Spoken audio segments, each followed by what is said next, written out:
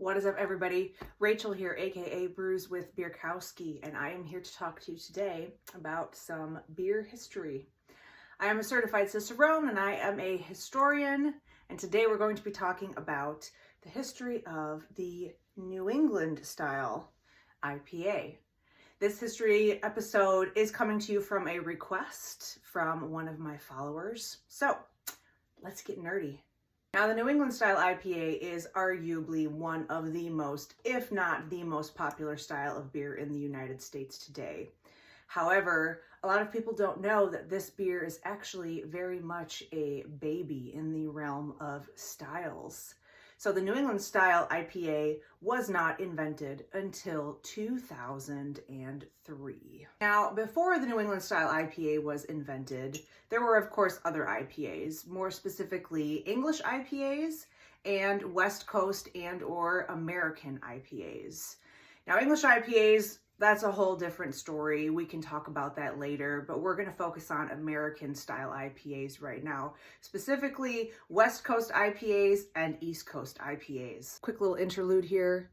New England IPA, East Coast IPA, Juicy IPA, and Hazy IPA are all synonyms. So let's talk a little bit about what the difference between New England IPA, West Coast IPA, and American IPA means.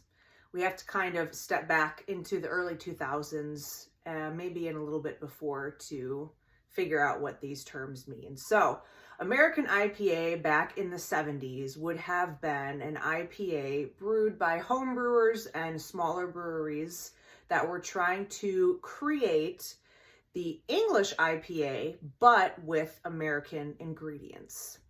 After the American IPA started to gain popularity, then we start to see this split in styles. So we see West Coast IPAs and New England style IPAs or East Coast IPAs. Now, when I'm working behind the bar, I hear a lot of people say over and over and over again, I don't like IPAs.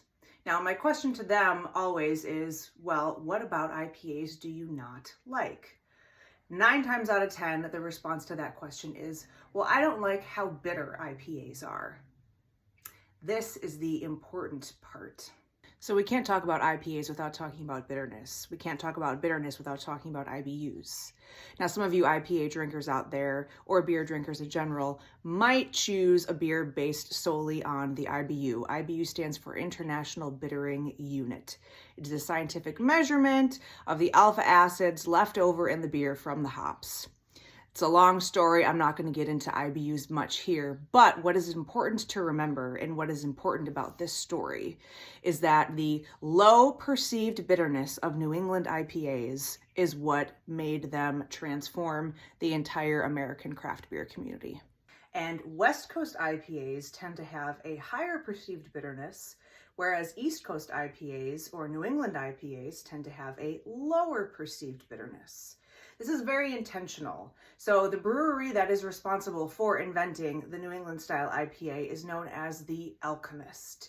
And this beer that they created was sort of made in rebellion against what was the only style of IPA that we really had here in America, and that was the West Coast IPA, which would have been more bitter. All right, so now we're flashing back to 2003, Vermont, the Alchemist Brewery.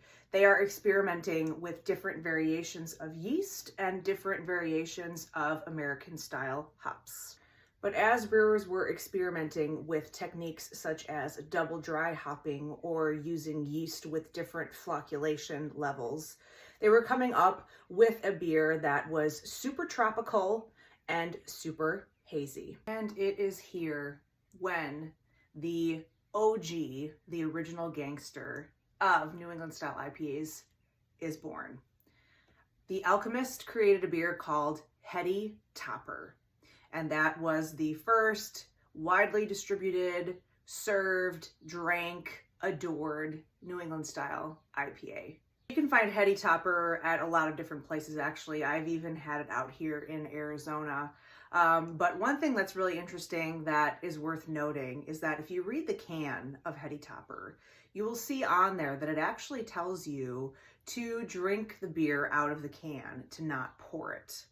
Now, in our modern beer drinking culture, we are accustomed to seeing hazy beers, and we like pouring our hazy beers.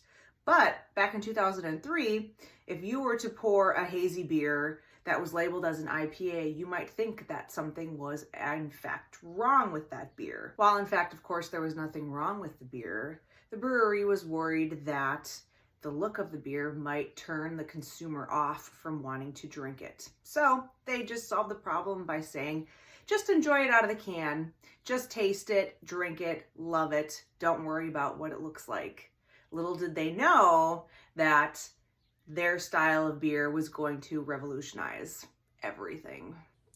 So if you are a beer drinker that tends to like beers that are lower on the perceived bitterness scale, I would highly recommend for you to open up your palate and try New England IPAs whenever you possibly can. You will be surprised at what you find that you like.